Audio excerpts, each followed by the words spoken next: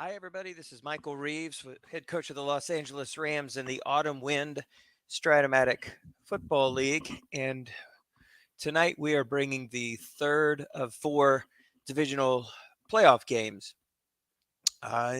We are going to watch New Orleans against Houston, and that would be the New Orleans Saints against the Houston Texans. New Orleans is coached by Gene LaFleur. And the Houston Texans, which came out of the wild card round, is coached by Nathan Baylor. So I'm getting some things set up here on my screen, and we're going to be joined by a few people in the stream. The game got started here a little early, so we'll kind of flip back and forth here during the game to make sure that we get everybody out of the studio. And if you are in and I don't get to you, send me a note on Slack and we'll put you right in.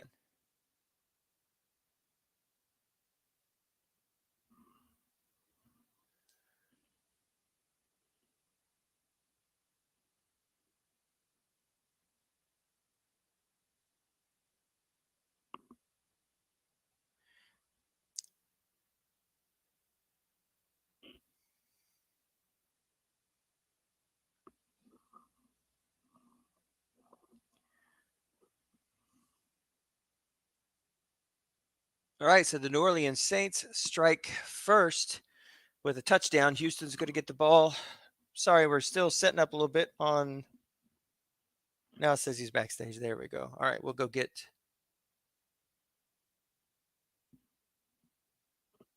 Let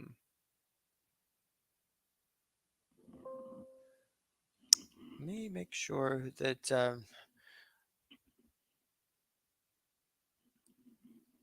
Sorry, we're going to miss a little bit of action here. I need to make sure that I've got this correct here on the stream. Give me just one moment here. We'll just go ahead and keep the screen on. It's going to be silent for just a little bit.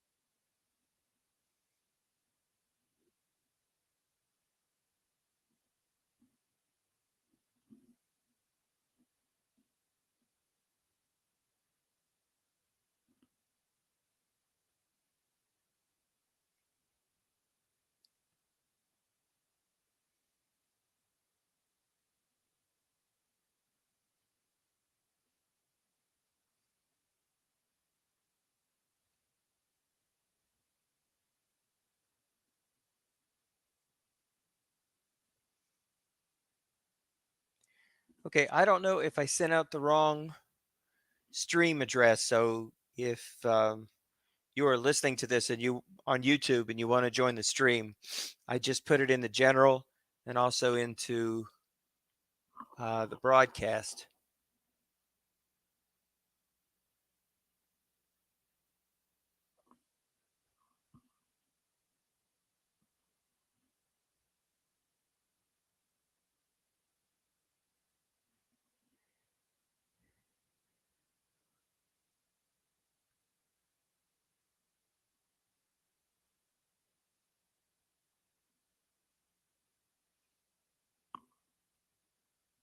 Hey, Duke, you there?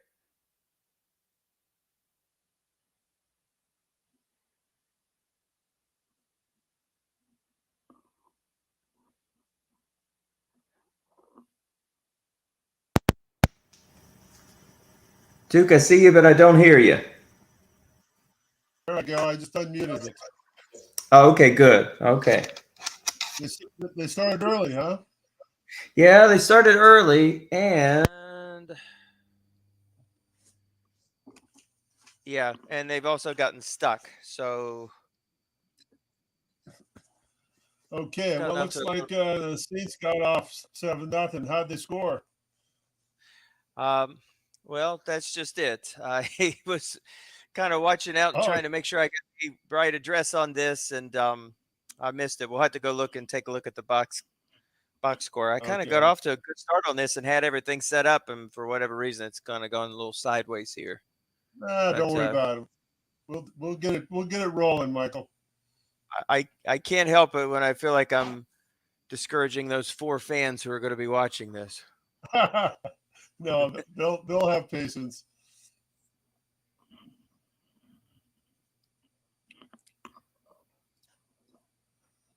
That's unusual. They usually kind of give you a heads up if they're going to start early. They did. They started about 5 minutes early. Boy, they've been cranking. Looks like they've got a lot of the first quarter already under their belt.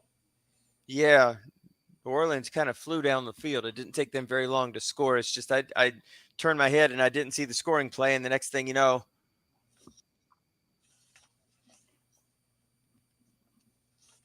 Well, it's kind of interesting. The Houston with Nathan's the number 1 scoring offense, and New Orleans the number 2 scoring defense in the autumn win. So we got a real battle about the irresistible force and immovable objects. Absolutely. So, are we ready to roll? Yeah, you go right ahead. I'm going to be color on this one here. So basically, looks like Houston's getting ready to score. We'll just set it here. 2nd down and 3, ball at the 8. Okay, they're inside the 10, 2nd and 3, and he puts the full house backfield in there, trying to tie this game up. Sermon's that good guess right card, Michael. That's correct. For a limited use carry back, there's some use out of him, especially around the goal line. Yeah, I think he'll wait till he gets a little closer before he uses them. Although 2nd and 3, who knows? Mm-hmm. Uh-oh. This could be a pick. It is. And New Orleans takes over at the 20 on a pick. I think Jean guessed that right. Okay, now New Orleans sets up with the pro set. Shepard split wide to the right. Cephas is the left, and Ken Rudolph is the tight end. Take over on the 20-yard line with 8:42 in the first. I'm Dave Semensky, along with Michael Reeves. Michael, we're going to have some fun tonight, aren't we? Have a lot of fun tonight. This is an interesting matchup, like you said. A really solid defense in New Orleans and a super high-octane offense there for Houston. Should be an interesting battle. And linebacker, that's 4 yards. I'd be curious to know, Michael, how you would attack this defense with so many zeros out there if you were playing New Orleans. It's awfully tempting to look at short and long passes with those goose eggs on the left and the right, but Houston makes up for it with a really nice pass rush. So unless you've got a line full of 7s and feel confident about it, you want to be a little careful. So maybe my advantage would be calling run maybe a little bit more frequently and trying to egg him on into maybe going deep later on, just basically trying to keep him off kilter, so to speak. That's an interesting strategy. Okay, hit a flat pass for 5 yards. Now we got a 3rd and 1 at New Orleans 29-yard line. And we've got 2 4s and 2 zeros on the line, it looks like. He's actually 3 4s, so he's got a 4 and 2 zeros. Goes with a pro set with Murray and White. Likes to throw a lot to White. Let's see, he does 3rd and 1 here. 7.5 play, first period. Just getting started here.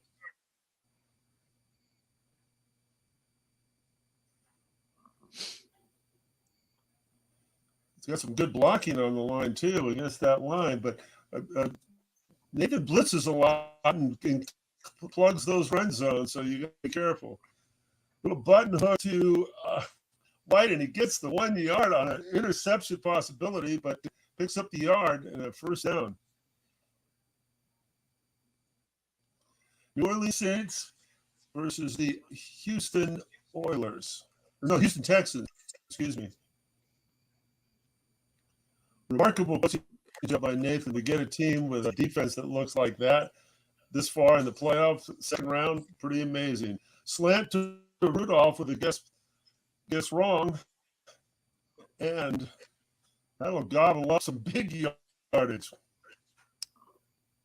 What did the catch, Michael?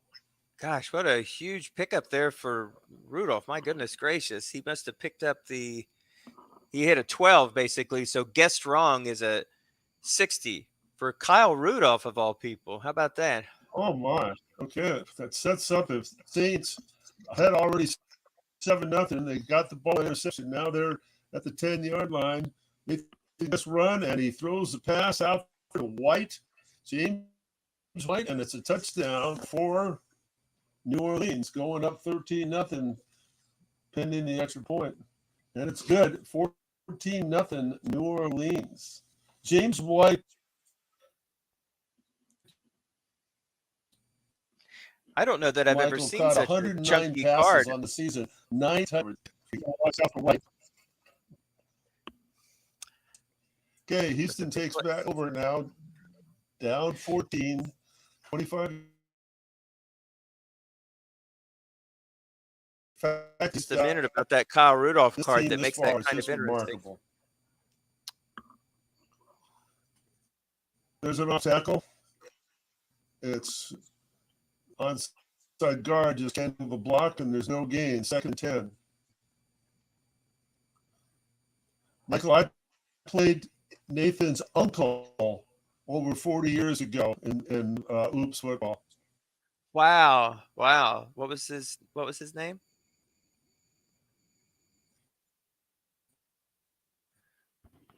Dean Baylor. So it's in the blood. Late Trent Baylor was Nathan's dad, and he passed away about 10 years ago. He played in the league and was another outstanding coach. It's a family of coaches.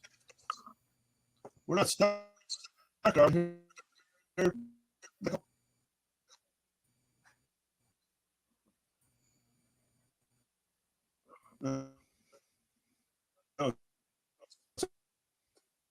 Tackle.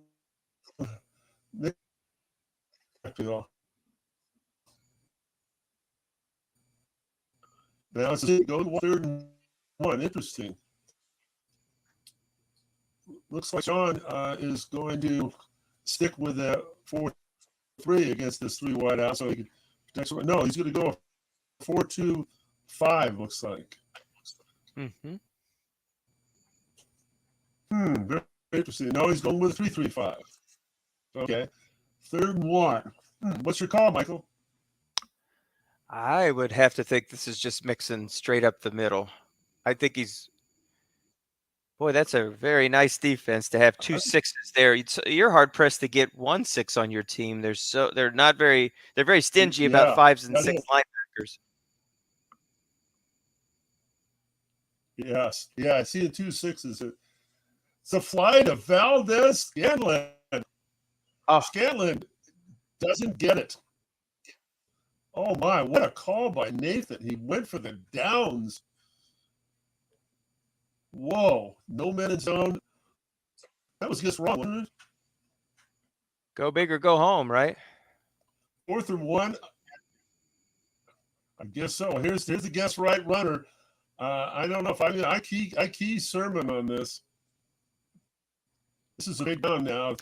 34-yard line, and Nathan's going for it with a single set, double tight end.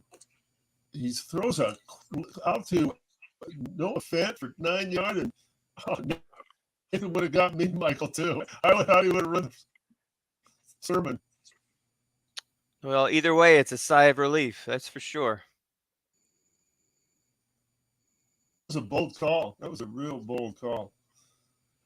Okay, keeps the ball. Houston at their 43 now. Down 14, and like you said, Michael, go big or go home, and he went big there. Passing 2 straight downs. Quick out to Pitts for 10 yards. And Kyle Pitts caught 132 passes for 1,143 yards this year. Mm-hmm. He has a great flat pass card. Great In, flat pass card. indeed.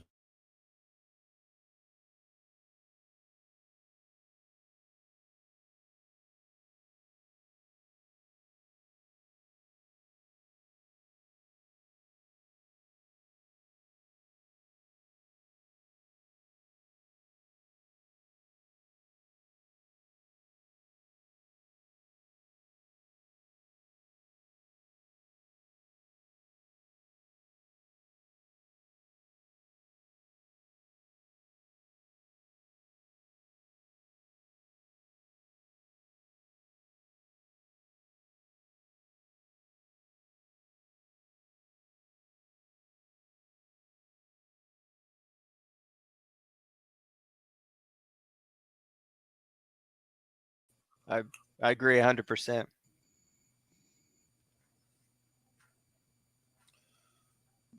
Goes with Nixon and 3 wideouts, and it's an off tackle with Nixon.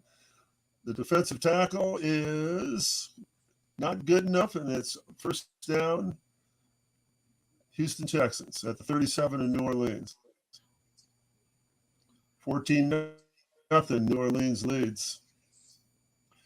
Going still with the 3 wideouts and Nixon back there. Let's see if Jean decides to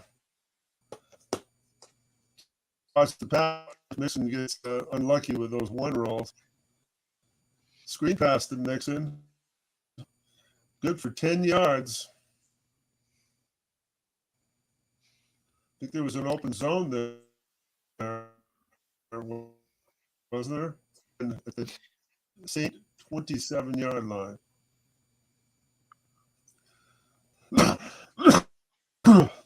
There's another screen to Mixon.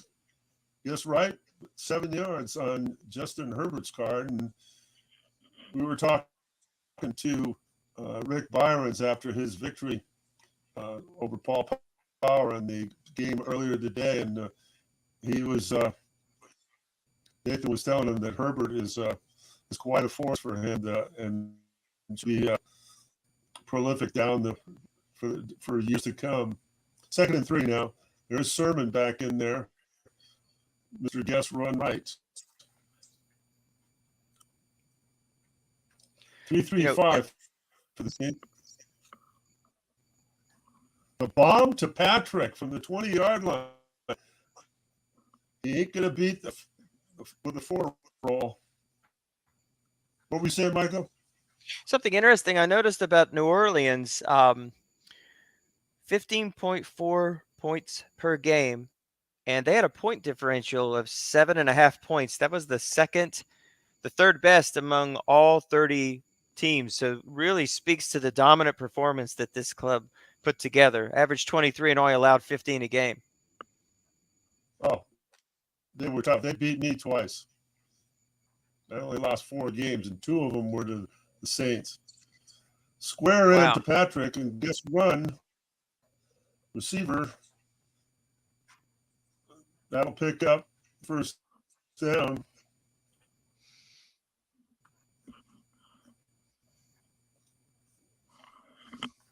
First and 10 now at the 13-yard line as the Texans have driven down the field after New Orleans scored after an interception down the line. So now Nathan and the Texans trying to get within there you go. a score. And it's a touchdown to Valdez-Scantling. Boozer pass. Beat the defender. 14-6. Now, Nathan will go for a lot of point conversions. It looks like this could be a kick, and it's good. And we got a 14-7 game, Michael. Mm-hmm. Valdez-Scantling, one of the leading receivers this year in Autumn Wind, averaged over 20 yards a catch. A nice drive that, frankly, could have gone sideways had they not converted that 4th down in their own territory. Exactly. That was so key. Very, very good point. Yeah, that's scoring defense for New Orleans. Massive. There's a up the buck, and that is going to beat the defensive nose tackle for 38 yards to the midfield stripe. Saints trying to take back control of this one.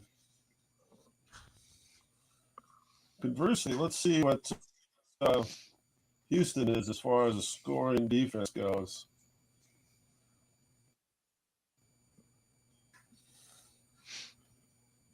Not great. Off tackle Johnson picks up 7 yards. Houston's 21st in scoring defense.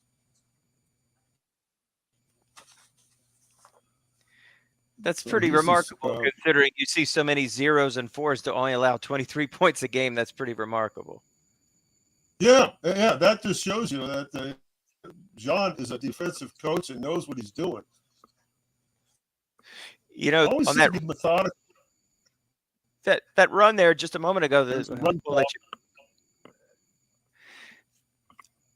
Dearness Johnson had one of the most dominating off-tackle cards in the set this year. So you know you're going to have to let go some short gains of him. It's kind of disheartening when he gets 38 up the middle on the D card.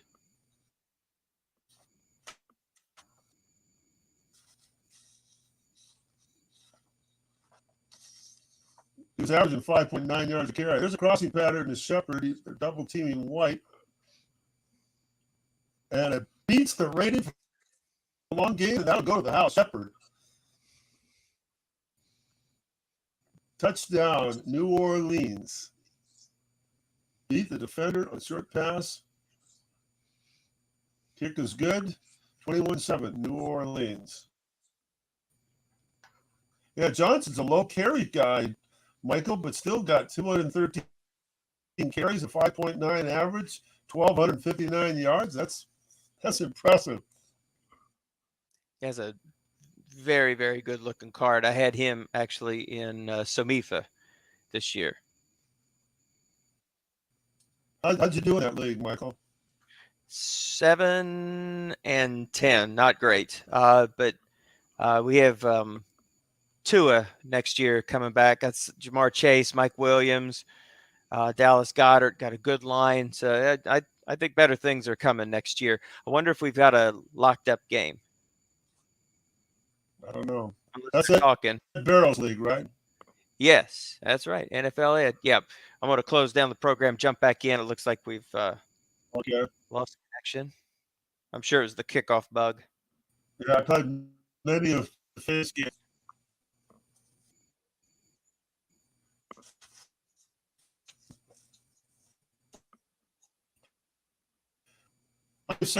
Michael Reeves. This is round 2 of the OFL Autumn Winter Playoffs. New Orleans Saints versus the Houston Texans. New Orleans coached by Jean Lafleur and Houston coached by Nathan Baylor.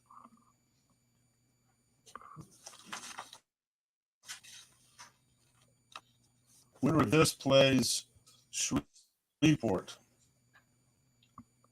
for the right to go to the Super Bowl.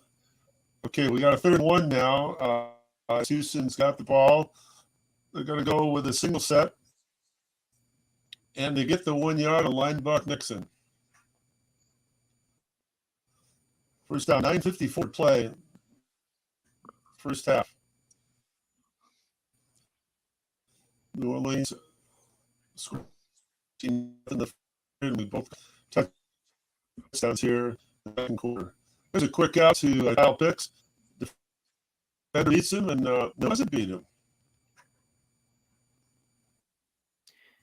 Dave, it would be ideal.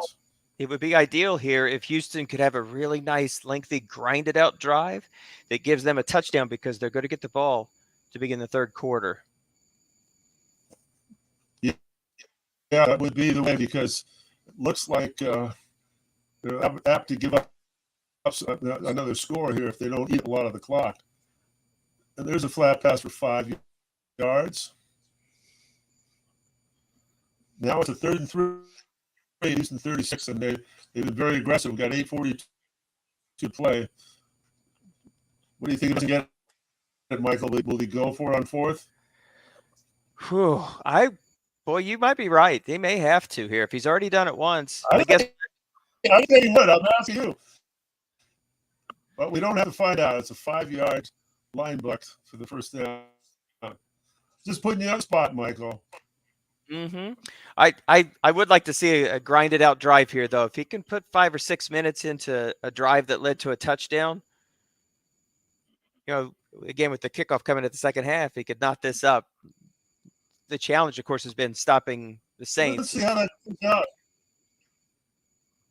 I think he started about 7 minutes, so let's see how much clock he eats up here. First and 10. Screen pass to Nixon. Only gets 2 yards in the defensive card, and we got a second and 8. 7.5 to play in the first half.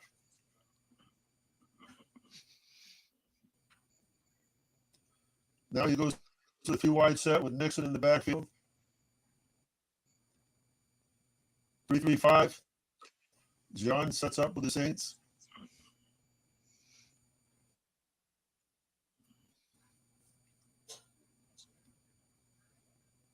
Quick out to Pitts. Guess right. Only 2 yards. He's edged his way up to the 45-yard line now. 3rd and 6. 54. Tick, tick, tick, tick, tick. Duke, he really misses Gus Edwards back there. Seems like Gus Edwards is on multiple teams for Nathan. Of course, he was out last year due to injury. It's a little different having Mixon back there, who's just a slightly above average running back.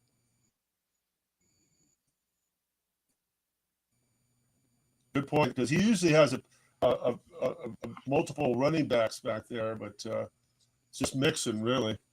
3-3-5 defense, 3rd and 6. Nathan comes out with 4 wides, and Ebron, he's to pass the ball here. Unless Herbert's going to run it.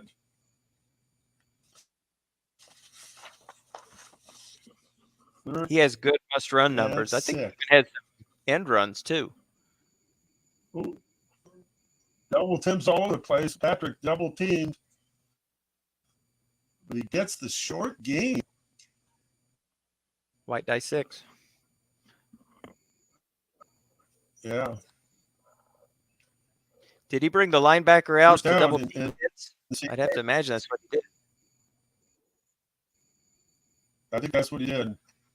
Yeah, because he's got a 6 middle linebacker. I must have missed that. I don't think he brought him up to the linebacker.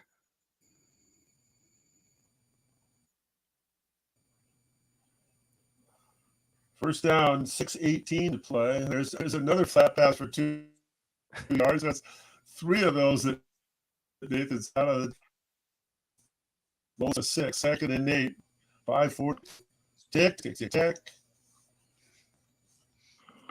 Nixon had 295 carries. Next most was Sermon with 71. Double tight end offense, and then he's going to go deep to Mixon with a 4 on him, and he gets the bullet. But it's incomplete. Receiver.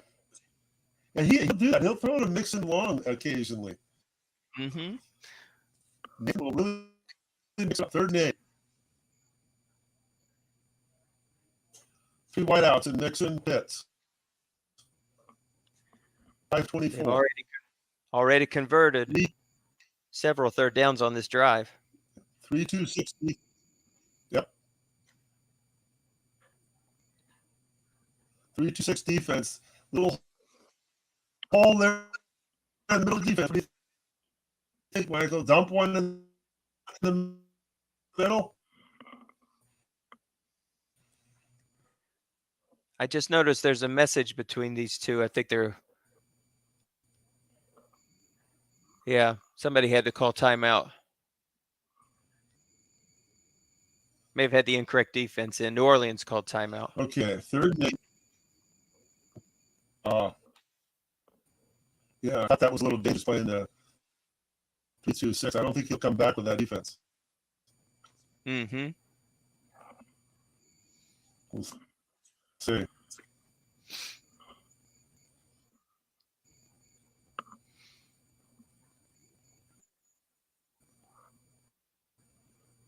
They get started again. There's no froze, is there? No, I just saw a timeout called, but I don't know if there's it's possible. Let's see if they send another message through here. Oh, it says, what is it? Who couldn't play free safety? I missed that note. Somebody couldn't play free safety was the comment. Matthew cannot play free safety.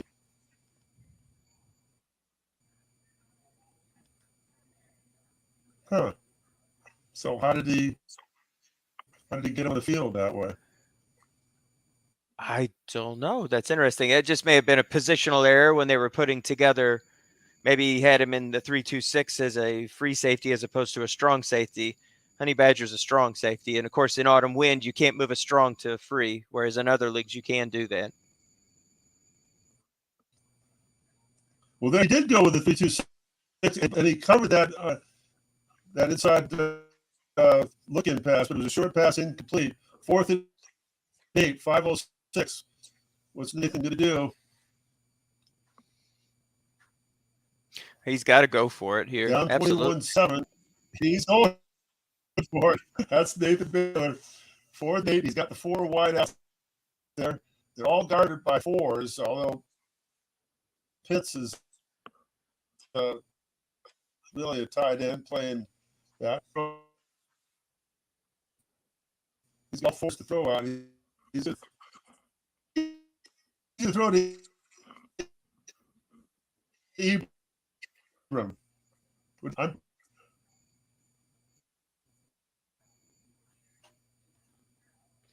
I don't think Houston has a choice here, to be quite honest. If you give him the ball at the 40 or you give him the ball at the 20 after a punt that's not going to go through, I don't think it's made a difference here at all. It's really more about Houston scoring. They've just not been able to stop New Orleans on 3 straight drives, so field position doesn't really matter. No, but I'm just saying, I think he's going to throw a straight to Abram. That's my guess.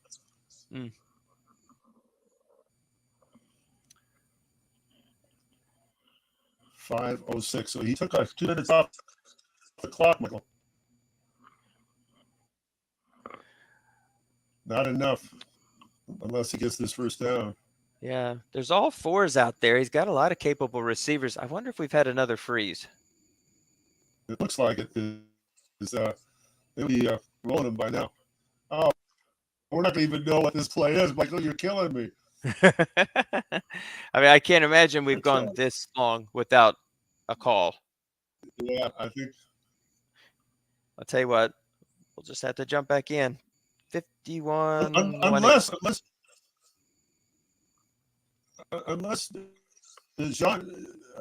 John had to change his defense, on the file on the game file.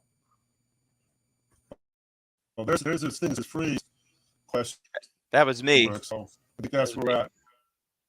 Oh, that's right. You're dreaded 5. That's an homage to Tom Cook. Yes.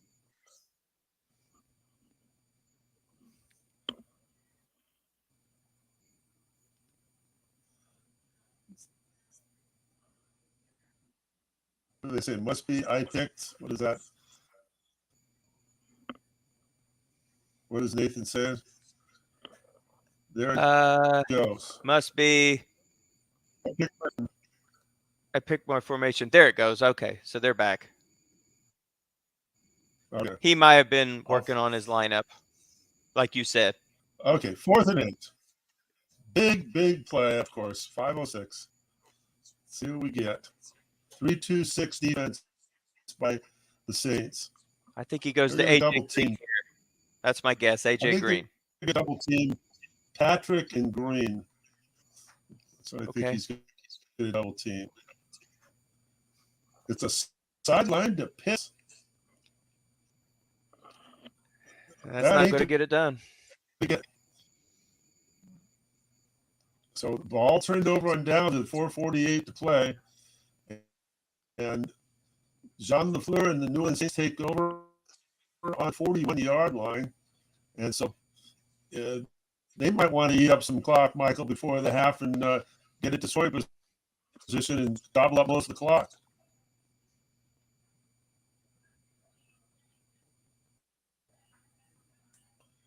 pro set.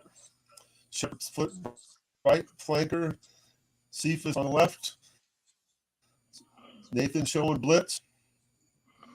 3-4 defense.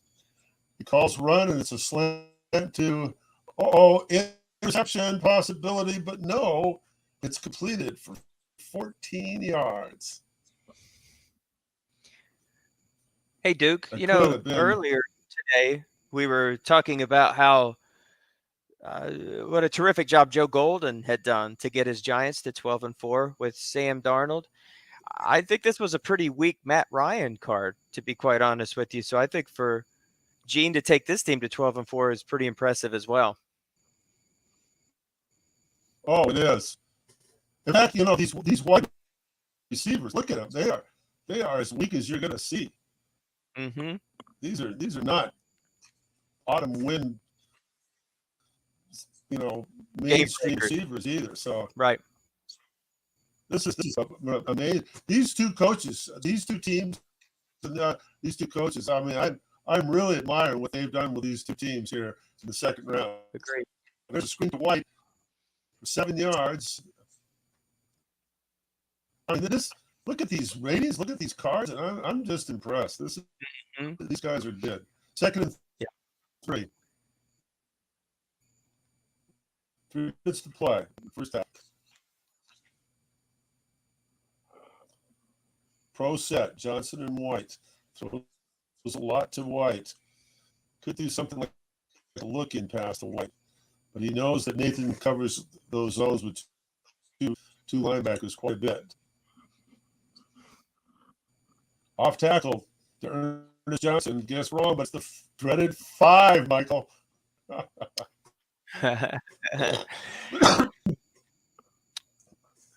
So I guess this is a good time to bring up autumn winds rules are a little have some variances from some other leagues. So some people might be saying, what is Dearness Johnson, who is a running back? Why is he at fullback?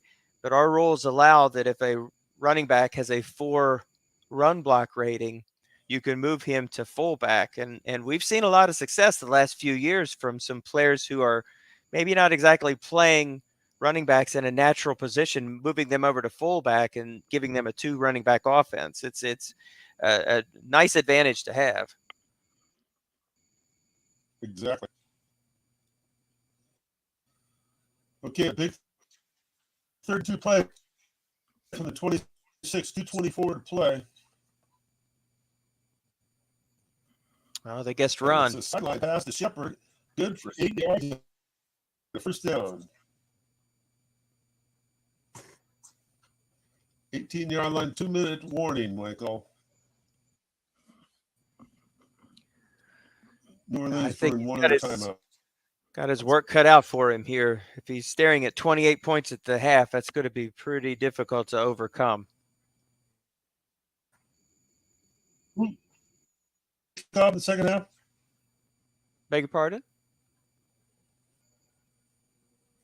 Who gets the kickoff in the second half? Houston will. Oh, there you go. Houston, okay. Now that's one way to knock him backward. Oh, yeah, that's a big sack. That's Robert Quinn. Okay, 2nd and 18. And John still goes with the pro set. Ryan's the quarterback. White and Johnson, the running backs. Rudolph's the tight end. Shepard flanks to the right. Cephas split to the left. Blitz shown by the 3-3-5 of the Houston Texans. Might have a run here. I'm guessing run. Johnson off tackle. That's my guess. I bet you Nathan calls run here. He could.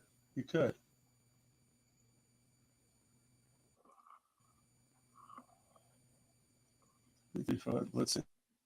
Yeah. 26-yard line. He did guess run. It's a draw play to Johnson. We're all right, Michael. And he still picks up 4. That's right. Nathan was right. You were right. I was right. And Yep. he still got 4 yards. That's about as good as you can get, I think. Those drop plays, guess right, are rough. 3rd and 14, 20-yard line, 1:45 to play. Houston's got a timeout left. New Orleans has 2. We have plenty of time left here in the first half to have 2 scores. Here and on the other direction. 3rd and 15, and he goes with the standard 2 tight end set with Johnson, good running card, Shepard, Cephas. Rudolph and Griffin is the tight end that's in the backup tight end. He's got a 0 on him. Griffin does. He could throw to Griffin, Michael. I think he's going to play conservative here and just look for a flat pass just to get some yards to get 3 more points before the half. That's my guess. Whatever the safe call is. Michael. Yep. By the way, Quinn's sack, that potentially could have knocked them. Well, it's going to make for a more difficult field goal here with the ball to 22. He had 24 sacks in Autumn Wind this year. He led the league. Inside draw, Johnson. Let's see what we get here. Oh, my. He gets to the 13-yard line, 4th and 5, and I think he's going to kick here. Gonzalez, kick is good. And John puts 3 on the board, 24-7, but Nathan has no timeout, 1:22 to play, takes over his 18-yard line. 3 wideouts with Nixon, 1:22 to play, no timeouts.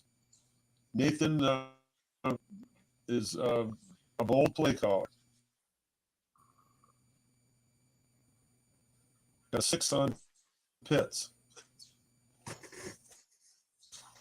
Pitts, the man who got 132 catches on the regular season.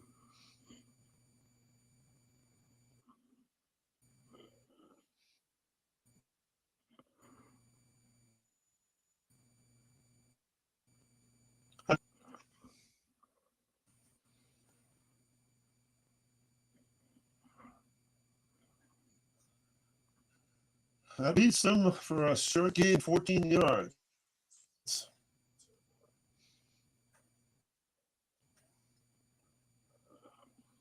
1 minute to play.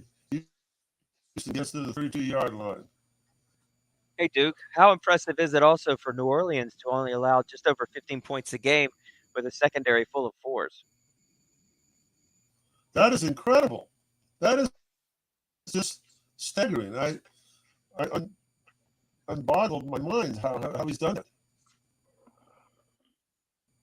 There's an interception. He went to Nixon, and Houston now in trouble as the Saints return it to the 50-yard line, and they still have 52 seconds to go and 2 timeouts. Nathan, a real hurting spot here, Michael. Mm-hmm.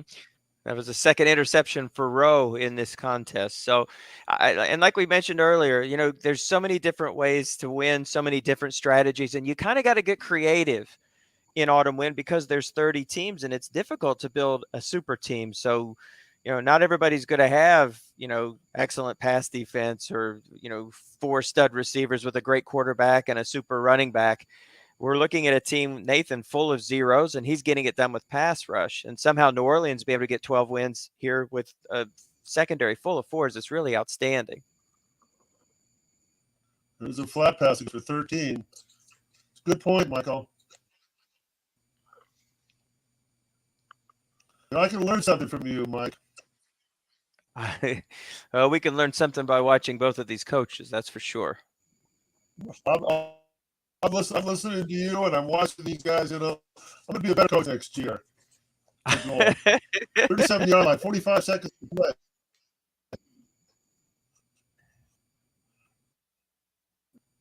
And there's the double teams wide, the favorite receiver of Jean, and it drops incomplete. 2nd and 10.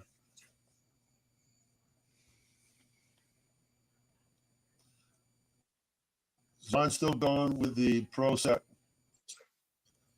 Shepard, the flanker on the right. Split to the left. Cephas. Katie Rudolph is the tight end. Kyle Rudolph. There's a run, and the block is good. No, it's not.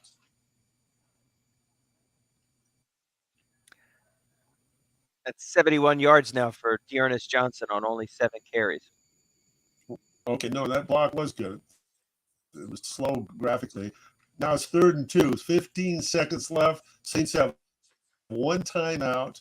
They're in a good field goal position here. Let's see if they play it conservative. 29-yard line. If you get to the 22, you probably are going to get a better range, don't you think? Mm-hmm.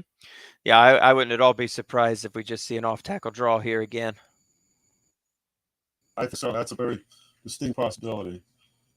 Yeah, because if you do that, you're not going to lose enough to get outside that 32-yard range. So you might just get inside the 22. Let's see what John does. Let's see what Nathan does. Defense. Uh-oh. Fumble. Oh, this could be big. Could be very big. Oh. Rumbling, bumbling, stumbling. Oh, picked it up. Seconds to play. They have a first down, no timeouts. Dick Gonzalez is going to go for the field goal here from the 25. It's good. Oh, that could have been a game changer, Michael. Squib kick, and we go to halftime with the New Orleans Saints 27, Houston Texans 7. 15 minutes to play. I'm telling you, these are two remarkable teams as far as I'm concerned to get to the second round of the playoff. These are outstanding coaches, and we're seeing a real battle with the number 1 offense versus the number 2 defense scoring wise. We're starting the 3rd period already, Michael. Here we go.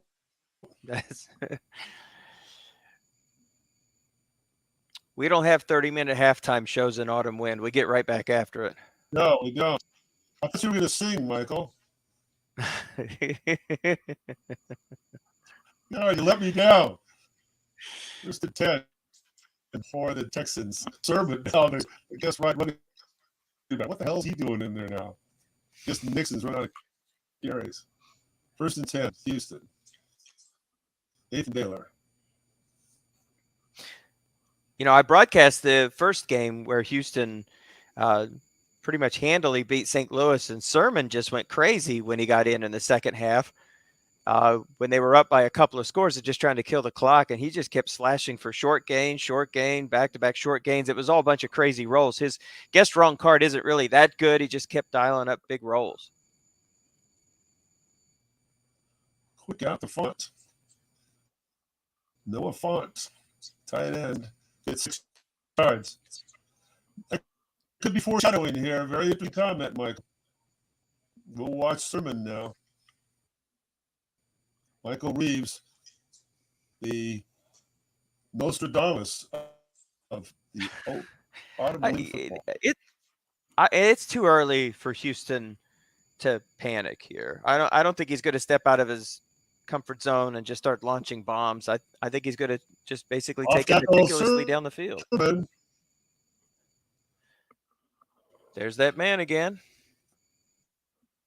Yes. I'm listening to what you're saying. I'm taking notes. Look at that 6, 7, and 8, though. I mean, that's pretty nice. Double digits on 6, 7, and 8. But of course, he's got that limited carry. There you go. That's more like it. Yeah, I guess they got to run on that. They only got a yard, 2nd and 9. But kind of what you said earlier, too. Look at that guest right. Look at that guest right card.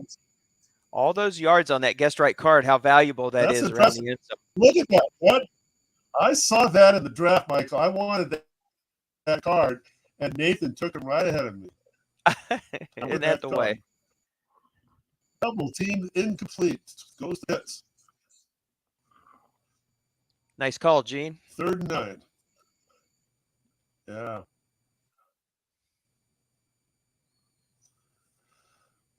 Houston at their own 38-yard line, 12:54 to play in the third, 27-7 New Orleans.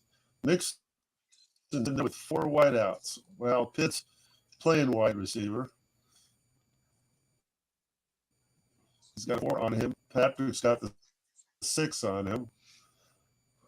I'm thinking Valdez Scantling here. That's what I'm thinking. He goes deep to Mixon. Incomplete.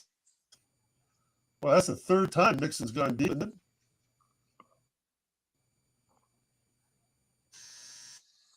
Punt for Houston. I'll take him at 30. New Orleans takes over with 12 minutes to play in the third period, up by 20, 27-7. Set Murray White.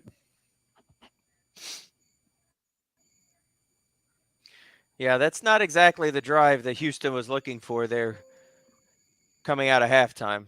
No. Not at all. Not at all. Hey, Duke, just for a moment, I want to give a shout out to one of our Autumn Wind coaches. I was texting after that first broadcast. Ken Briere, who is the head coach of the Houston Oilers. He is basically our de facto graphics designer for our league. And when you see those nice placeholders on YouTube for the videos that we're all putting together, he's done all of those. And we've seen him put together the graphics for all the leaderboards that we have and all of our logos and things like that. So, Ken, I just wanted to send a special shout out to you, buddy. We really appreciate you in this league and all the extra work that you're doing. It really, you're a class act, and we appreciate all this extra work. Oh, that's very nice, Michael. Well, what we're doing shout outs, I want one for you, Michael, because what you're doing to broadcast so many of these games is really a labor of love. And your interest in the history of the Oops football and the Autumn Wind League and your enjoyment of this, the whole hobby of this, it's very heartwarming, Michael. We really appreciate all that you've done to enhance our league and enjoyment for everybody. I know I speak for a lot of guys don't speak out, but it's really great how much you're devoting to the broadcasting of these games, Michael. Well, that's very kind. And a couple of years ago, we got a chance to do a lot of broadcasts together, and it was I've gotten a chance to learn a little something about every one of the owners here, the coaches here. It's a very, very special group of 30 coaches. And of course, I've enjoyed broadcasting with you the whole time. You are, in my estimation, the historian of this league. And plus, I got a chance to see a lot of the other videos that you did of your broadcast career. So I very much enjoy this league. I love the history of it, and anything that we can do to keep this going is a blessing. And we want to keep it strong. It's my favorite league of all the ones that I play. Well, I know you credit me with a historian. You credit me with a historian title, but really it's Jim Riley that started everything, and next to him is Paul Mankiewicz, and then Rick Boss and Larry Davis. And Larry Davis started this wonderful 30-team league, and those are the really ones that know more of the history than I do. I just happen to vocalize a little bit more, and I came in the first time they expanded beyond their own little circle down in Orange County. I came up from the South Bay to play in their league, and they kind of expanded from there. So I appreciate the credit, but I'm telling you, the real historians, Jim Riley and his brother, Paul Mankiewicz, Larry Davis, and Rick Byrons. Absolutely. Until I can get them on a broadcast, you'll be the historian. But eventually, when they get on there, I'll. Exactly. I'm just a piker. I'm hold down the fort for them. Okay, we got a 3rd and 3 here as New Orleans is driven to their 49-yard line, and there's a 12-yard pass. Ryan to Rudolph. Look at those numbers for Matt Ryan. Look at that. 13 of 15 for 219 yards. Fabulous. Whoa. That's amazing. It is. Look at the defense he's facing. It's true. It is true, but it's not like we've seen a lot of downfield passes from him. There's another one. That's guessed wrong. So there's a pickup of 10. 10-yarder. Ryan hits another one. Nathan Bailey was 12-4 with his team, wasn't he? Let's see. I think New Orleans was 12-4. Maybe Nathan was 11-5. Let me look at it here real quick.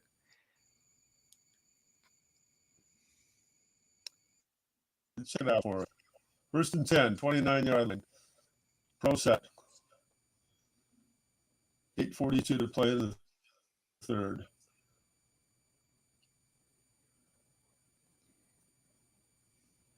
Yeah, Houston was 11-5. Won their division. Okay, 11-5. Look at that defense. I am impressed. There's our off tackle. Keed and Murray is stopped for -1. Nathan getting a little aggressive here on defense. 2nd and 11. 2 4s, a 4 and 2 zeros on the line. 3 4s and a 0 in the linebackers. 2 0 safeties, a 0 strong safety, and a 4 free safety. Good grief. And that's a pass to Johnson. Guess one, but incomplete. Johnson drops it. 3rd and 11, 30-yard line, 7:48 to play.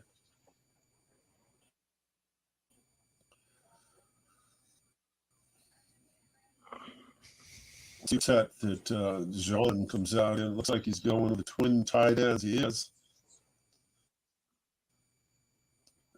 Nathan might get aggressive to try to prevent the field goal and blitz. I could see another run here just to set up another field goal. I think that at this point, Gene just wants to do everything he can to not turn the ball over. That's very possible. That's a good because Nathan is going to be blitzing. He'll have to run to somewhere where he's not blitzing though too. Yep. And plus, see, he's under center. He's not in shotgun, so he can run anywhere. 4 yards. We're going to have a field goal attempt coming up. Gonzalez. 43-yard. 3 for 3. And good. New Orleans puts 30 on the board. It's going to be a long uphill battle for Houston.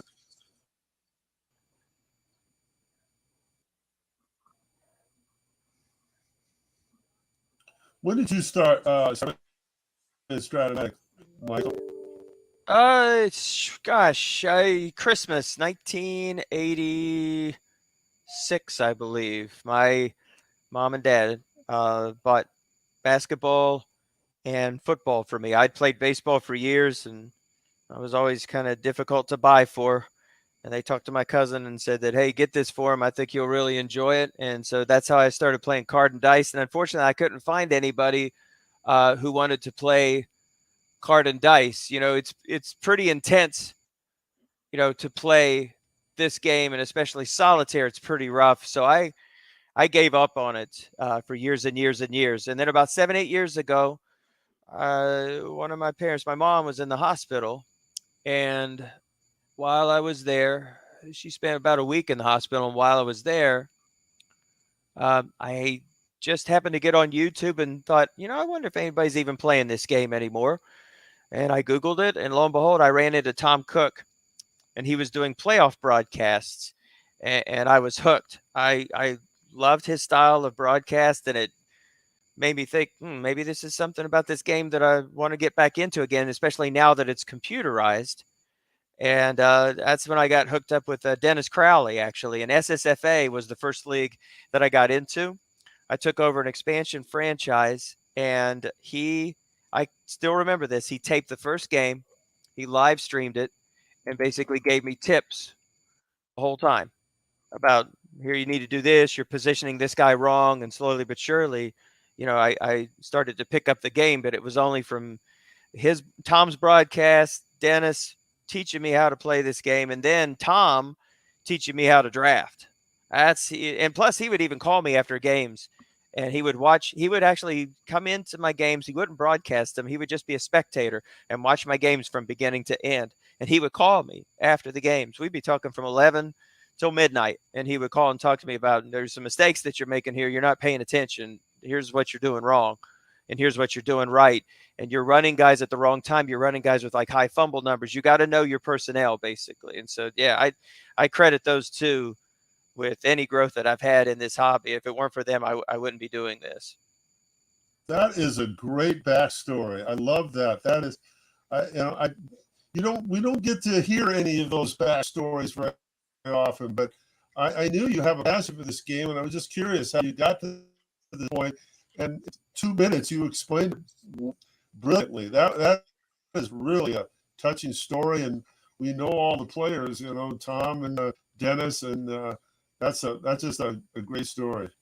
Yeah, thank you. I appreciate it. Dennis, I'm sure he wouldn't care for me to share this tonight. He would have potentially been joining us for this broadcast, but he and his lovely wife are celebrating their 25th anniversary today. So, Dennis, when you listen to this replay, hope you and your wife had a wonderful 25th anniversary. Congratulations. Yes, I agree. Congratulations, Dennis. And on Tuesday, Michael, I spent the 48th consecutive Valentine's with my wife. Wow. 48 years, 49 years together now.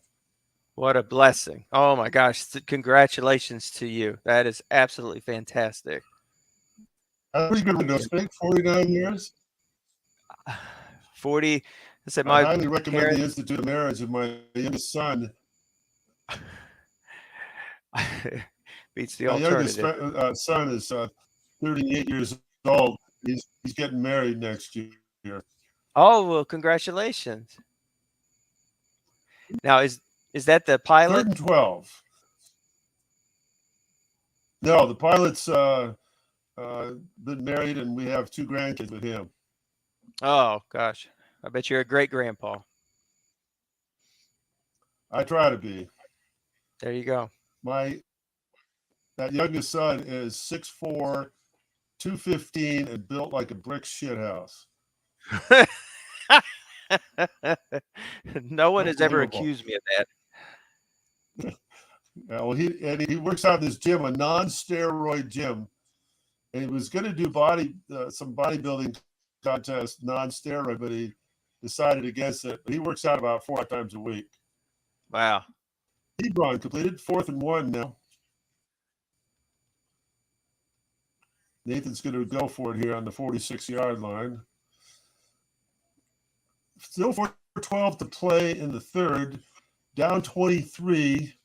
That's not out of the realm of possible. No, it's not. He's quietly put together a pretty nice little drive here.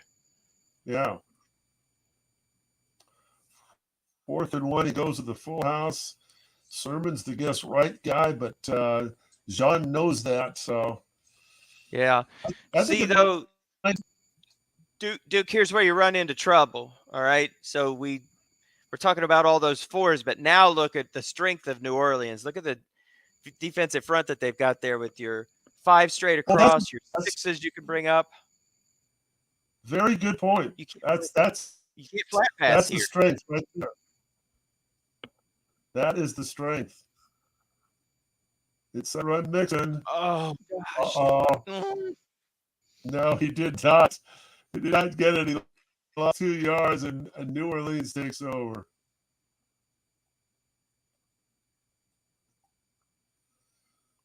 Oh, devastating for Nathan. 3:54 to play in the 3rd. Now, you stop him here, punt, maybe get a score before the end of the quarter. You're only down two scores after that. So, still, outside chance here. 1st and 10. Nathan showing blitz, and it's a hitch to Cephas, double teaming White, gets 4 yards. 2nd and 6.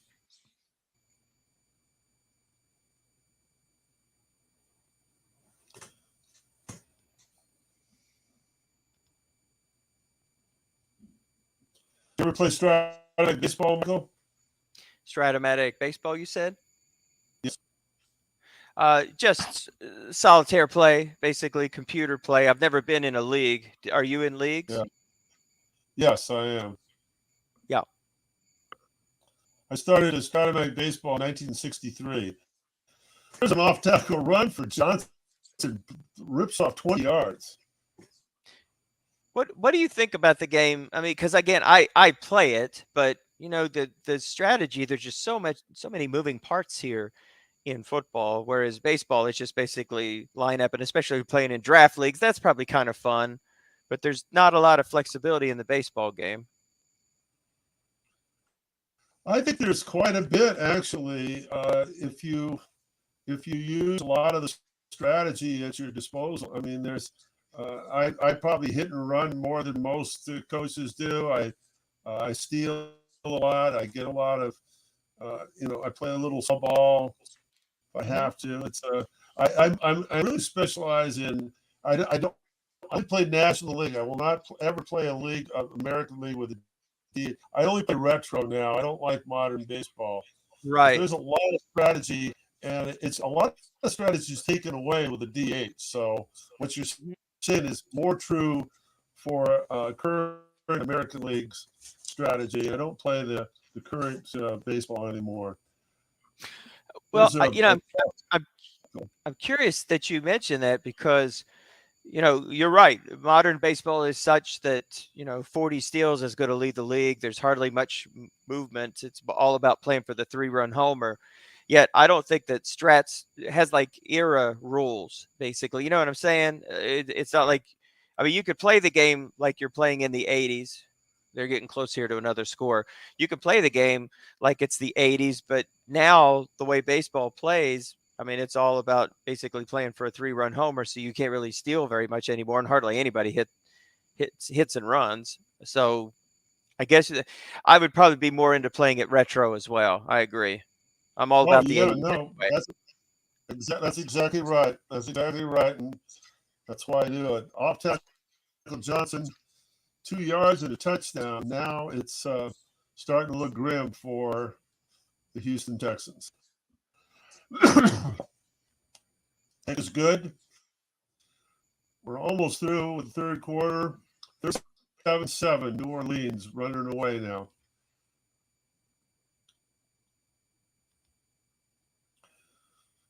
There's uh, there's some strategy with the reverse pitchers, lefties that get righties out and righties that get lefties out. If you Sure. build a bullpen and a platoon lineup for your baseball team, which I do a lot of switching and regularly I use up, you know, most of my roster on a given game. So there's a lot of strategy, and I always tell people that tell me how boring baseball is. Uh, and once again, I'm not thinking modern baseball. Give me 20 years ago. But if I take you to a baseball game or anybody, I can show you something that most people don't notice because I've been a baseball fan since 1957. What were you doing in 1957, Michael? I wasn't a glint in anybody's eye at that point. That's what, I don't know if your dad was by 57. I think in 1957, Dad would have been 15, and he would have probably been worried about me. Well, Even if I was 10 years old. I was 10 years old, Michael. And I'm sitting in front of the TV watching a baseball game. And my dad talks about batting average. I said, batting average, what's that? And he explained to me that they keep track of their hits and their outs. And they put a number on it. There's an 11-yard pass to A.J. Green. Uh, and I was fascinated by that. And my dad realized I was. He walks me from the living room into this bedroom. He's got the chest of drawers. It's too tall for me to look in the top drawer. He opens up the top drawer and pulls out this little piece of paper, Michael. It was a top batters list from 1957, and it showed Williams, 388 at the top. That was Ted Mhm. Williams. Yep. And I looked at that and I thought, oh my God, they keep stats? This Ted Williams must be something else. And I became a big Ted Williams fan. They called me Ted in grade school. and I became a baseball fan ever after. I'll be. I'll be. Well, if you one of these days I'll do a broadcast and I'll use as the backdrop uh, my collection of. There we go. Well, I almost scored. I've got a not a gigantic collection, but a pretty extensive collection of throwback jerseys. If you look behind me, I've got a rack full of hockey, a rack full of baseball, football, and basketball, basically. But my favorite jerseys of them all are the baseball jerseys, and I love the 70s and 80s throwback. Joe, oh my gosh, are you kidding me? Wait a second. Oh, a fumble. Oh, well, they got it back. Okay, Let's see that's who good. gets this. Well, we got it back. Second and goal for the 4. 37-7, but Nathan and Texans ready to score. Full house backfield. Well, that's very cool, Michael. Yeah, I love 80s baseball. Incomplete. And actually, where I'm located, well, I live in Kentucky, but I grew up in Southern Ohio, so this very much was Reds country. So it was a great time to be a kid in the 70s with the big red machine. That's all we ever talked about when we were kindergarten to 10. Yeah. I mean, that was it. That was. Let's see if they get it here. Come on, get that must run. It goes around the end and he's in for the score. Just got it. Texans probably go for 2 here.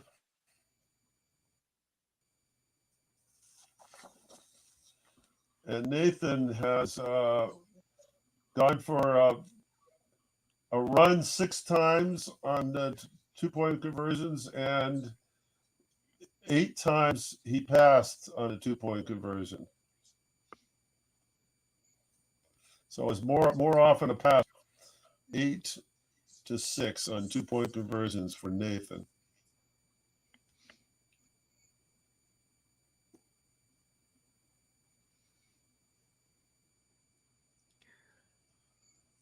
The run doesn't get it. 37-13, a 24-point lead, which is 3 scores. 10-12 to play.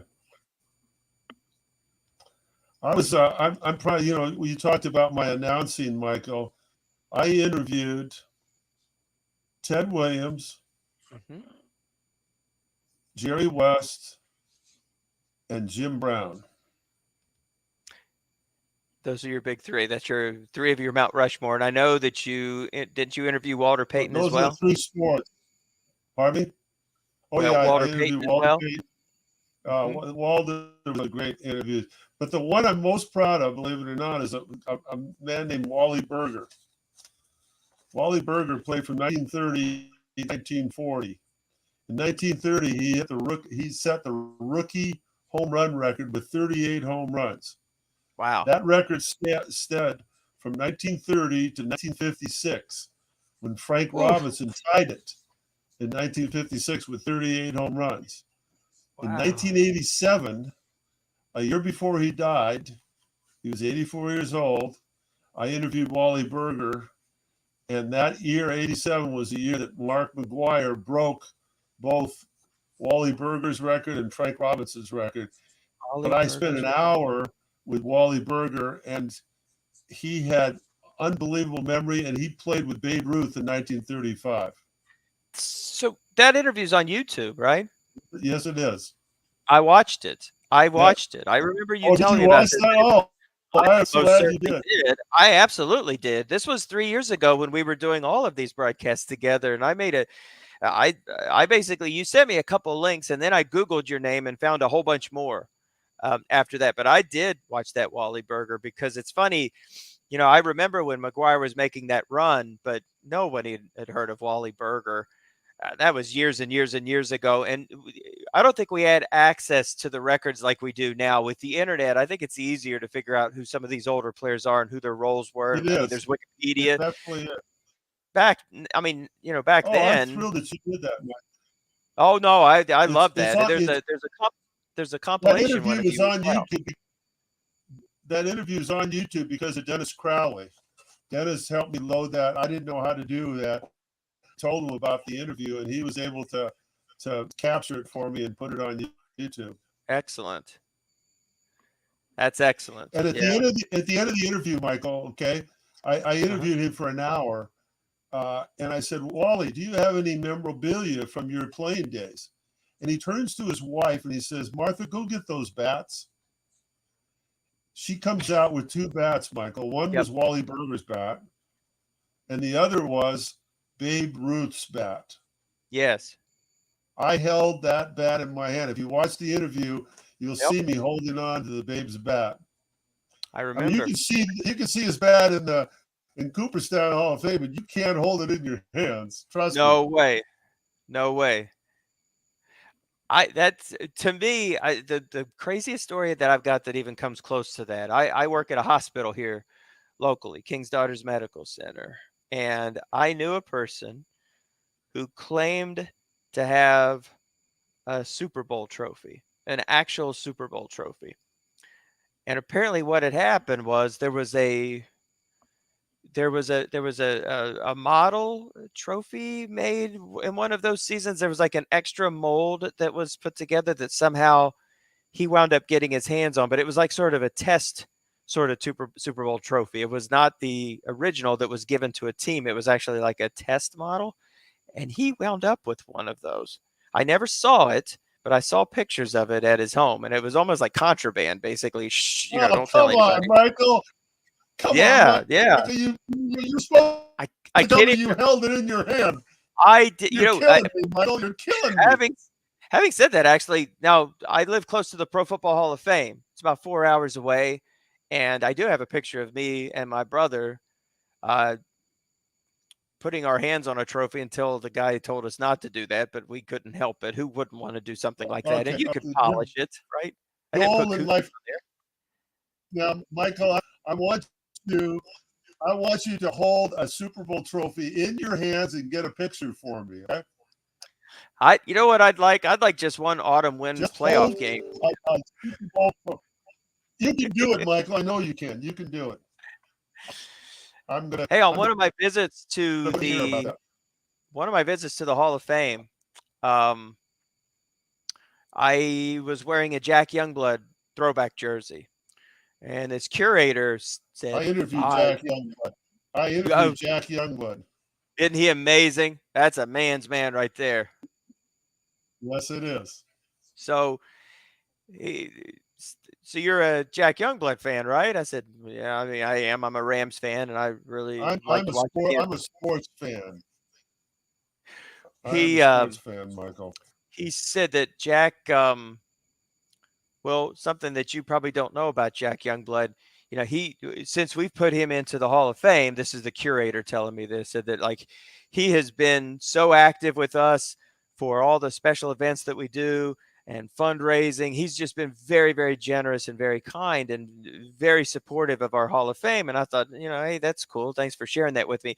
Something else about him. I'm like, okay, what? He doesn't like wearing socks. It's like, what am I going to do with this information? Jack Youngblood doesn't like wearing socks. Okay, More thanks. information than you need. No, so, for the next 2 hours in the Hall of Fame, I was really uncomfortable when I saw that guy. Basically, I tried to do everything I could to not see him. After a while, I took off my jersey. Maybe he's not going to recognize me anymore. I don't want to know any fast facts about Jack Youngblood. That's completely unnecessary. Name, rank, and Yeah. serial number, please. That's all I need. Yeah, you can only go down from there.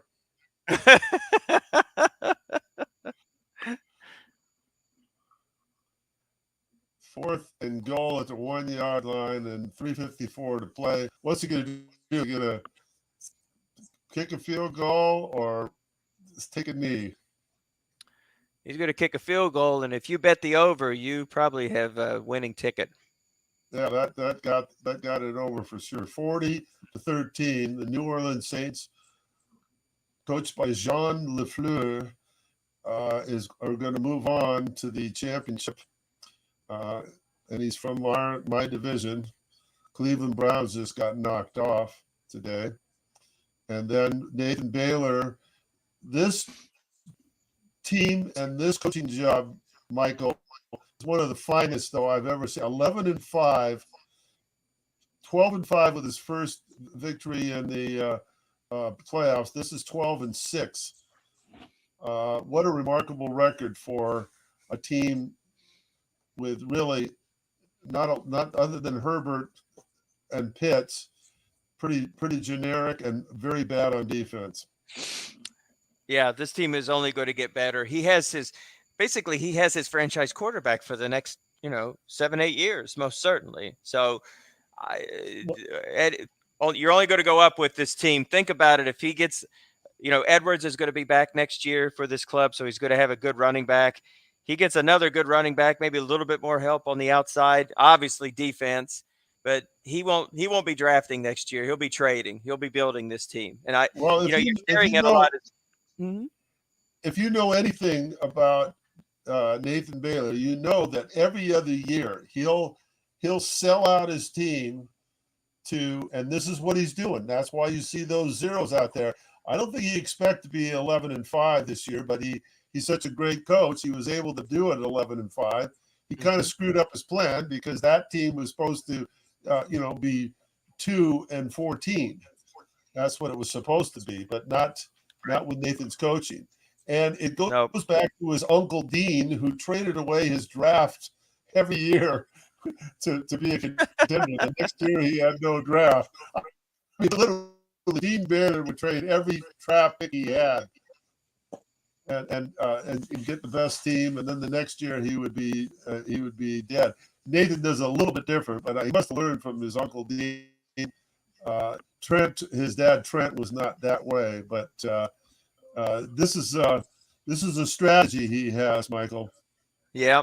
Well, actually, I took a page out of his father's book, the SSFA, the spring league that I'm in. Ed Burrow runs it. And I've just basically kind of just sleptwalked for years and years and years in this league. And I said, no more. And I started making all sorts of crazy trades. And one of the cool things that Ed does in his Somifa family of leagues is once all the trades are done and the final workbook comes out, he has he ranks the teams in his mind in terms of 1 through 24 based on personnel. The quarterbacks are ranked 1 through 24, the running backs, the wide receivers, the offensive line, the defensive secondary, the amount of pressure they can put on a team. And it's the first time that I've had a team this powerful. It's the second highest ranked personnel wise team in the entire league. So I'm real excited to see where that team is going to go. That should be fun. Congratulations. That's outstanding. So I celebrated by losing my first game in overtime. So that's good. All right. But we'll get that one out of the way. We're still going to learn how to play this team. So. Okay. Well, we got 1 second to go in this game.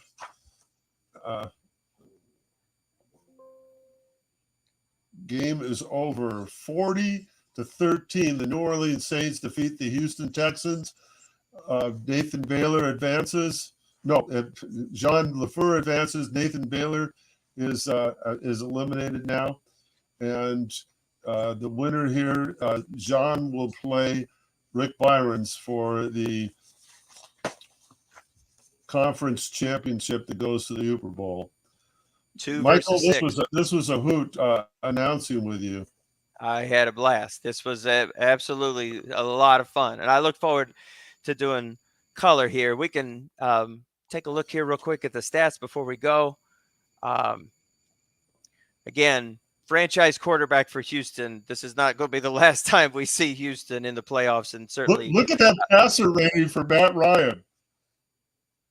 He was 17 of 20. That's the max rating, right? Look at the passer rating. I think that's the maximum. It is 158.3. That's what you see in college, but that is the maximum. Look how efficient that is. 17 for 20 for 250 yards. 85% completion, 250. Wow. 12 yards a throw. There you go. And 110 yards on the ground for his backfield mate there, Dearness Johnson. Let's see who had the big games. Let's see, 111 yards for Kyle Rudolph. He had that big 60-yard gain. He hit that 12 on his card. Yeah, that's that. I can't imagine Matty Ice having a better game at any point in the regular season. I think that even Gene would have to admit that. Let's see if anybody joined us in the I don't know that we've ever had a chance to talk to Gene. There's someone. Hey, Nathan. How you doing, buddy? Hello. I knew I had a bad feeling about this game. Yeah. Well, It was you just had bad dice, Nathan. Come on, it's just bad dice. No, I think I mentioned it earlier. He's really patient, and it's a really bad matchup. His offense is Yeah, definitely you did. built against my weakness. yeah. And he can just occasionally throw a short pass because I can't. I have to start squatting on him, and Ryan killed me. And he was really patient too. It's you kind of that's why Duke was telling me at the beginning of the broadcast, like, how would you attack this defense? And you see those zeros, especially on the boundaries. You're like, well, gosh, you just throw all over that. No, he played it patient, basically. I think he did a nice job of mixing it up and some nice runs from Ernest as well, and just stayed in the flats and didn't pick on shorts. How about that 60-yard? Have you seen anything like that? Kyle Rudolph with a short pass, guessed wrong, 60-yard gain. Well, I mean, against my D card, you can throw a short pass, and 1 out of every 9 on there goes for a long gain. So I've definitely seen some short pass long gains this year. But I think it was a 60 on his card. On his card. I don't know that I've ever seen anything like that. He just, he kept running and running and running, and I had the card basically buried to the bottom of the screen, and it's like, who caught this ball, and how is he going 60 yards? I mean, you lift up the card, you see that on a 12. It's such a weird number. Yeah, actually, if I had him, I would have definitely hoped he had a long that column, Yeah, on there. But it was just an anomaly, though. But no, this was a tough matchup, and it just kind of got away. But I told Duke, I said, man, he's got his franchise quarterback, and I think that the rebuild is maybe a year ahead of schedule. Team kind of overperformed at 11-5 with a field full of defenses with zeros, and kind of we talked about this in a couple of broadcasts ago that when you're up by 10 or you're up by 14 and it forces that team to start throwing short and long and trying to pick on those zeros, that's where you pounce, and you've got such a good pass rush. And of course, Quentin got a sack tonight. He had 24 on the year. So it just shows there's more than, one way to win at this game. You got to, yeah, that was actually a record.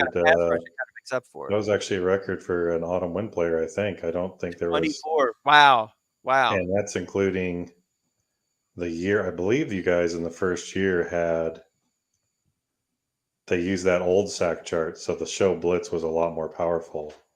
Sure. Now it's like watered down quite a bit. So that was pretty cool. I was happy about that. This was one of your, if not your finest, right up there.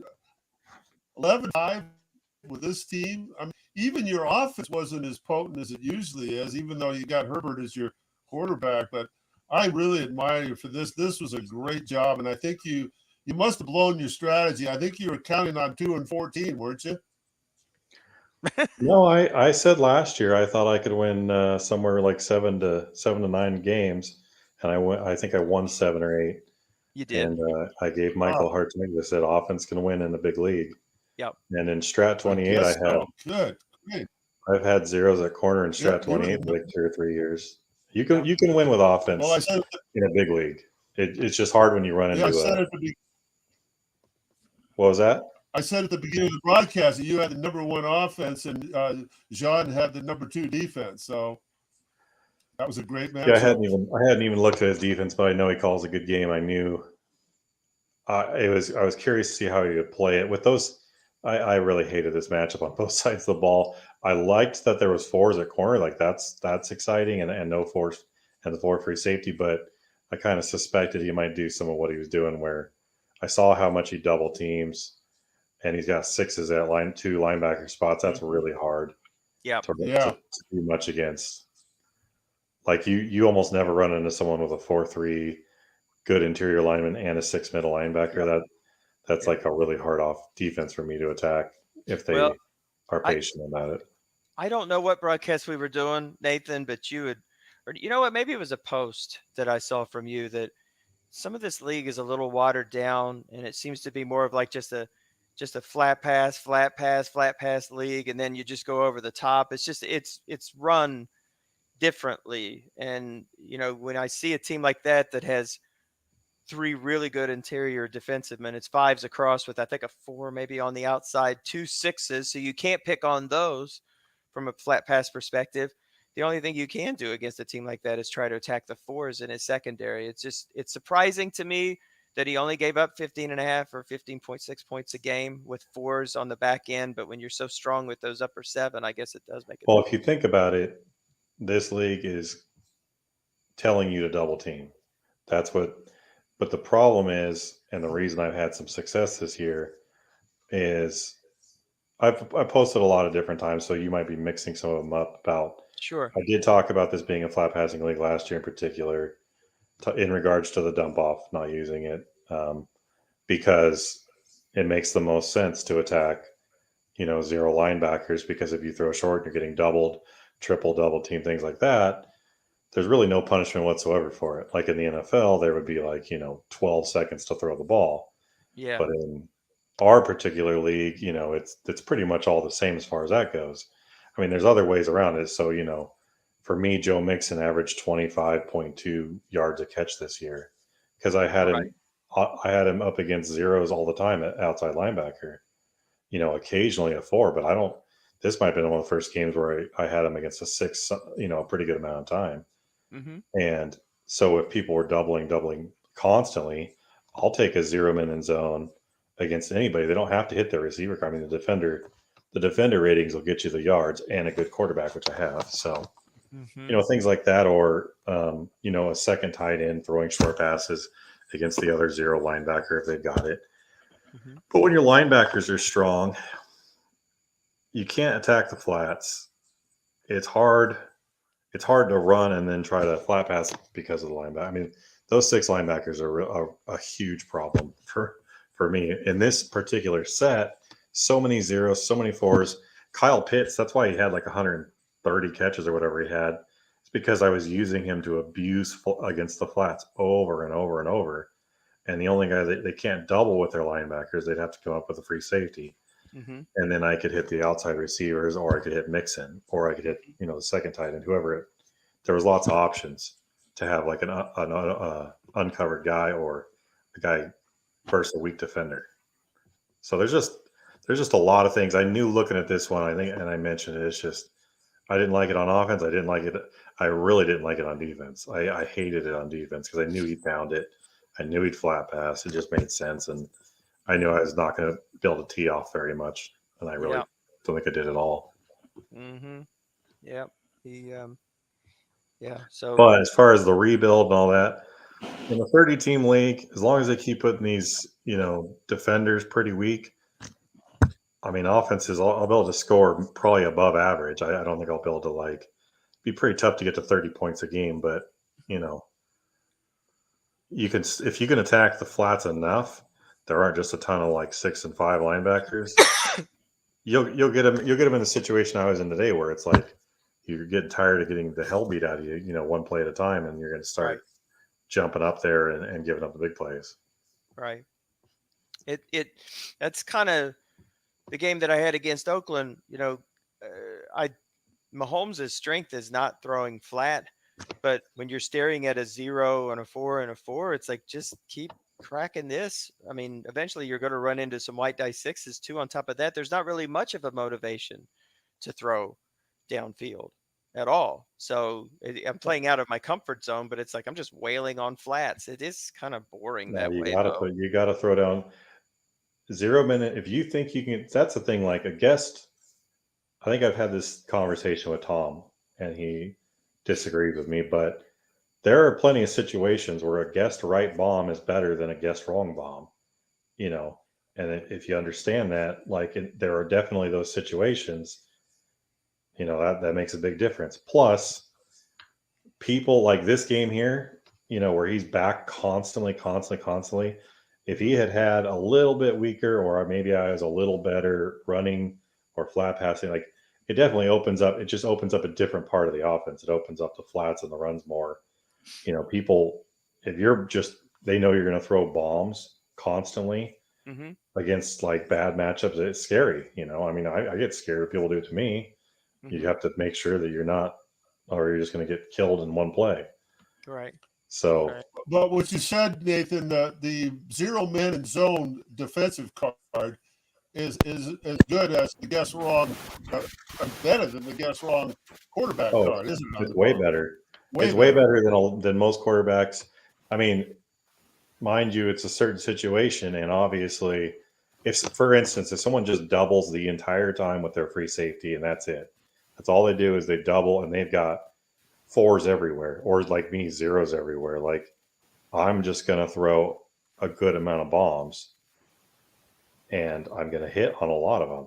If they're not bringing any pass rush and they just have zeros and fours back there and they're just doubling randomly all over the place, especially like for my team where I've got Pitts where I just hit him on the flats over and over and over.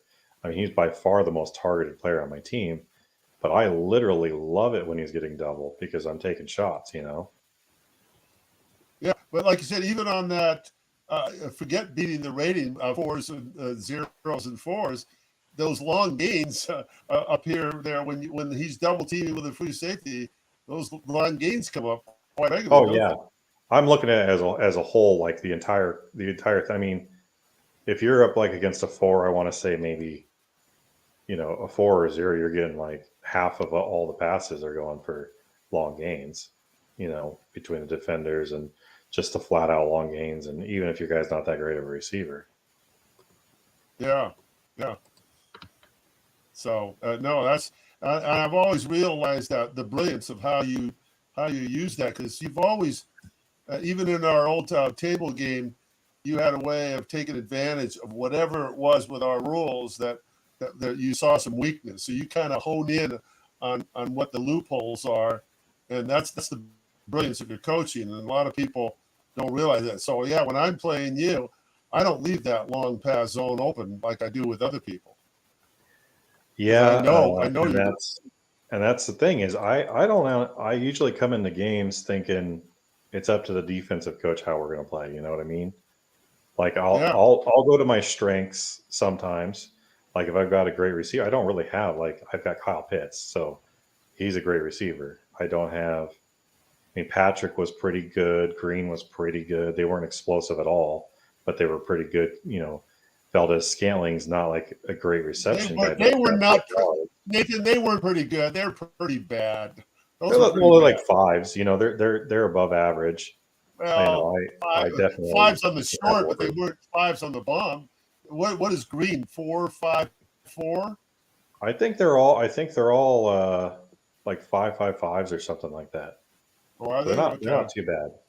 They just don't have the big plays. Is Patrick a 5 on the bomb too? I thought he was. Yeah, I'm not sure. But actually, I was going to. You got a lot out of it. But you're defying just what I've always said. I will let the defensive guy dictate how I run my offense to see what he's doing. Well, yeah, I like to switch formations a lot.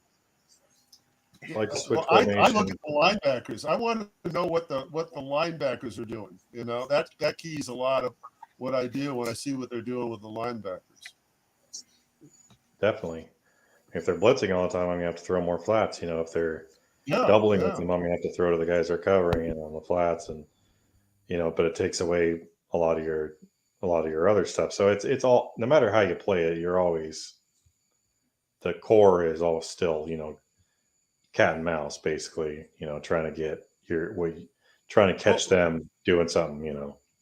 What was what's that running back that you had in Oops, Eddie? Eddie George. Eddie George. Okay. Now, what was it about? You somehow detected a weak spot in our rules with the linebacker, and you just ran Eddie George up the middle to distraction. I mean, what was it that you saw? Well, I mean, I had Alan Faneca and Steve Hutchinson and that big giant center for the Niners. I think Jeremy Newberry. Okay. You had the blocker. There. Yeah, okay. and we had our defensive chart was a little different. It was actually, I think, probably a lot harder to run on.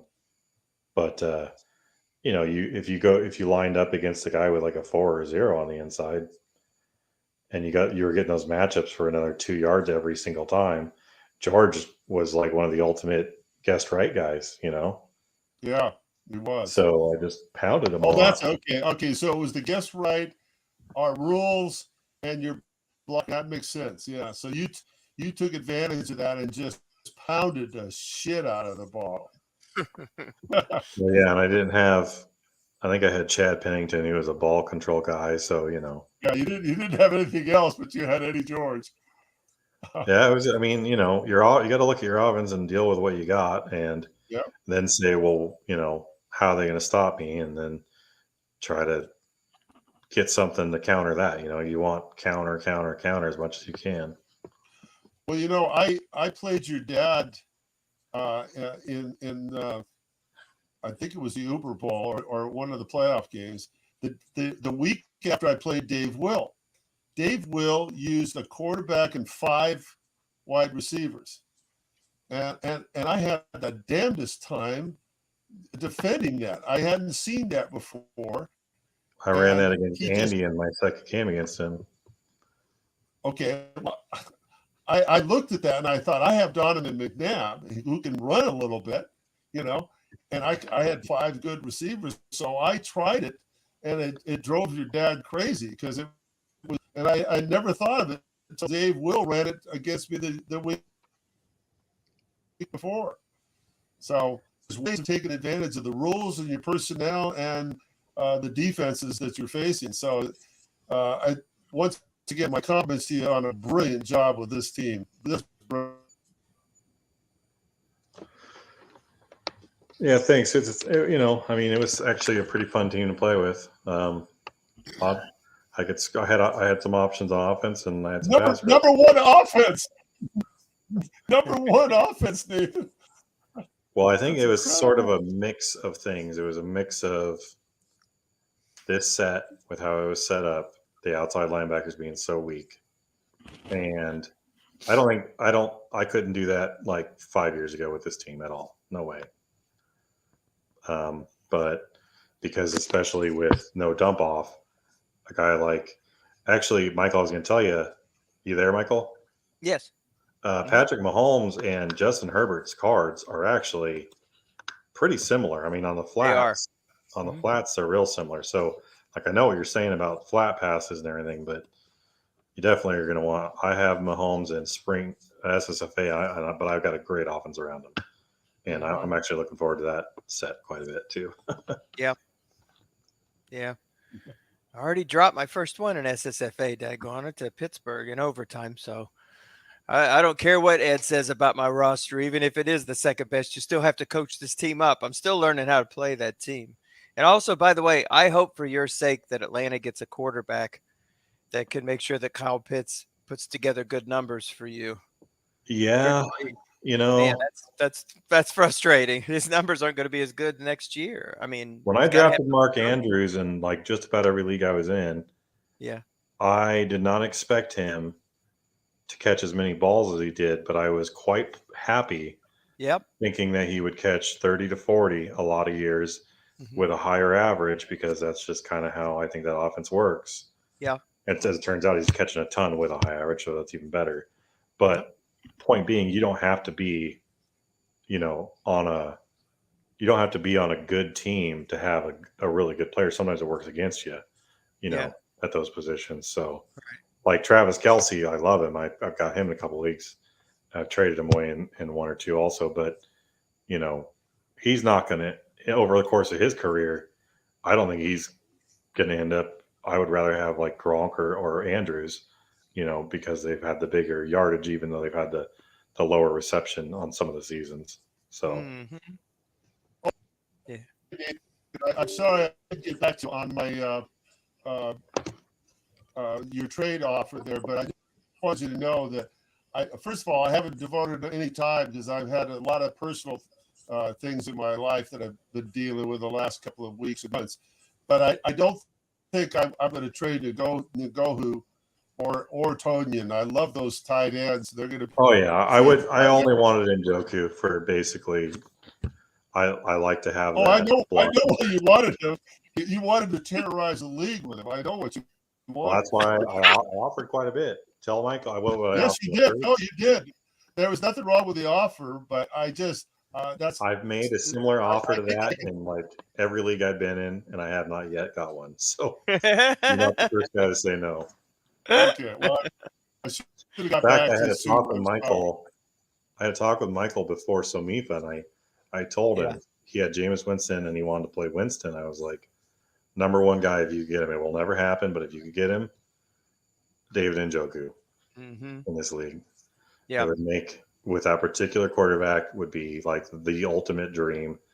And then Debo Samuel, either Yeah. one of them, or Either both. one. Yeah. Yeah. And I didn't. And there you go. But Well, I mean, I only got Debo. I got Debo in one league. I paid way over the top to get him, but through the nose. for me, he's going to be worth that. That's the thing is, don't trade for a guy like Robert Quinn if you're not going to use him. You know what I Mhm. mean? Right. I actually tried really hard to trade Quinn, and I tried really hard to get Kenneth Gainwell. Both in talks with Rick Byron's. And as I was looking at some of these broadcasts, I'm like, I probably use Quinn way more than he would have, and he's probably getting a lot more out of Gainwell than I probably even would have either. Yeah. Yeah. Probably a good trade I never made. Yeah. That's true. That is true. Well, guys, it's midnight over here. Okay, I think we ought to sign it off now, Michael. You Pacific time people have no idea what it's like over here. But I'm sorry that we didn't. Oh, stop! I was hoping that, huh? Ian, Stop whining, Michael. I let the professional do the play-by-play tonight. That was Duke, and I just sprinkled in some color every once in a while. So, Well, thanks guys for doing these. They're fun. yeah. So maybe I don't. Is it 10 o'clock or 11 o'clock they are. Sunday They or are. Saturday? The game. I think it's 11. I'm not sure. I might be working. Yeah. If not, I'll I'll jump on. Yeah, okay. All righty. Well, guys, I think I'm gonna hit the hay. But thank you for joining me with this, Duke, and Nathan. I'll be running into you in SSFA here pretty soon. Say that again, Duke. I have a game at 10 o'clock Pacific time, but I might be able to get up early and call that game with you at 7 if I get up early enough. Okay. All righty. Well, I'll put the number out there, and whoever joins us then. That Sunday, you said? Okay. Saturday, I believe. Oh, Saturday. well, I won't be there Saturday for sure. I know that. Oh, okay. All right. All right, guys. Thanks a lot. All right, buddy. Okay, Take care, Nate. Good season, Nathan. Thanks. See ya. See you. All right. Well, I guess that's going to wrap things up here. So the New Orleans Saints are going to move on as the number 2 seed as they defeat the Houston Texans tonight convincingly. Good win for New Orleans as they head into the NFC Championship, and they will be facing the Shreveport Steamer. That's the NFC matchup. The AFC, we already know the Oakland Raiders are in, and we will wait until Saturday to find out who they will be playing. It'll either be the Montreal Alouettes, who have not played in the playoffs just yet. They had a bye in the wild card round, and they will be taking on wild card winner Carolina Panthers. So that'll be this Saturday. And that'll wrap up this broadcast. So thank you so much. I hope that you enjoyed it. We'll be posting this to YouTube, and then we'll put out the new numbers for the game Saturday. So everybody, thank you for joining us here for this Autumn Wind Division playoff. God bless each and every one of you. Be safe out there.